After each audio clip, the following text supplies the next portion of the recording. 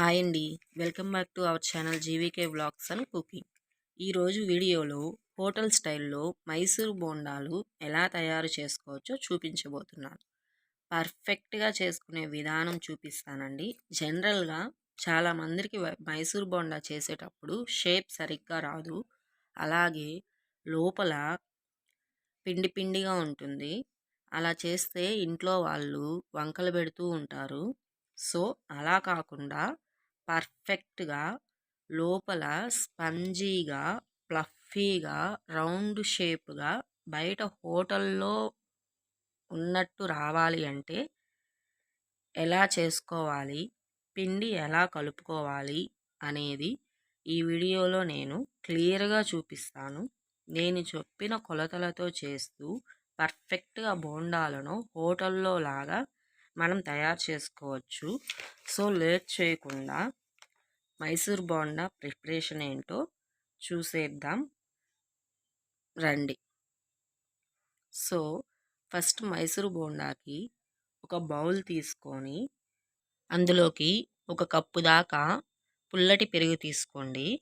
ఈ పెరుగుని చక్కగా ఒక 5 మినిట్స్ వరకు బీట్ చేస్తే మంచిగా సాఫ్ట్గా క్రీమీ స్ట్రక్చర్ వస్తుందండి. ఇలా బాగా బీట్ చేసుకున్న తర్వాత ఇందులోకి రుచికి సరిపడా 1 టీ స్పూన్ సాల్ట్, అలాగే ఒక 1/2 టీ స్పూన్ దాకా వంట సోడాని యాడ్ చేసుకోవాలి. అలాగే 1 టేబుల్ స్పూన్ దాకా ఆయిల్ని వేసుకొని బాగా బీట్ చేయండి. ఇలా ఒక 2 మినిట్స్ వరకు బీట్ చేస్తే సరిపోతుంది. చూడండి, వంట సోడా అలాగే పెరుగు రియాక్ట్ అయ్యి బబుల్స్ ఫామ్ అవుతాయి. సో ఇలా చేసుకున్న తర్వాత మనం ఏ కప్పుతో అయితే పెరుగు తీసుకున్నామో ఆ కప్పుతో మైదా పిండిని తీసుకోవాలండి. ఇందులో వేడి నీళ్ళని కొద్ది కొద్దిగా యాడ్ చేసుకుంటూ పిండిని బాగా మిక్స్ చేసుకోవాలి. మైసూర్ బోండాకి పిండి లూజ్గా అయిపోతే సరిగ్గా రావండి. సో అందుకని వాటని ఒకేసారి కాకుండా కొంచెం కొంచెం వేసుకుంటూ మిక్స్ చేసుకోండి. దాని తర్వాత కొంచెం జీలకర్రని యాడ్ చేసుకోండి. యాడ్ చేసుకున్న తర్వాత వేడి నీళ్ళు కలపడం వల్ల పిండి త్వరగా పులిచి బోండాలు రౌండ్ షేప్లో వస్తాయండి. ఇలా మైదా పిండికి బదులుగా గోధుమ పిండిని కూడా వాడుకోవచ్చు. పిండి మొత్తం బాగా కలుపుకోవాలి. మనం కలుపుకునే పిండి విధానమే బోండా యొక్క టేస్ట్, షేప్ అనేది ఉంటుందండి. సో ఇలా పిండిని కలిపిన తర్వాత దీనిపైన ప్లేట్ కానీ లేదా ఒక క్లాత్ కానీ కప్పేసుకోవాలి.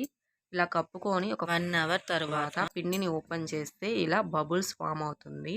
ఇప్పుడు ఆయిల్ని హీట్ చేసుకొని బోండాలు వేసేటప్పుడు లో ఫ్లేమ్లో పెట్టుకొని బోండాలని ఒకటి తర్వాత ఒకటి వేస్తూ లో ఫ్లేమ్లో పెట్టుకొని వేయాలి.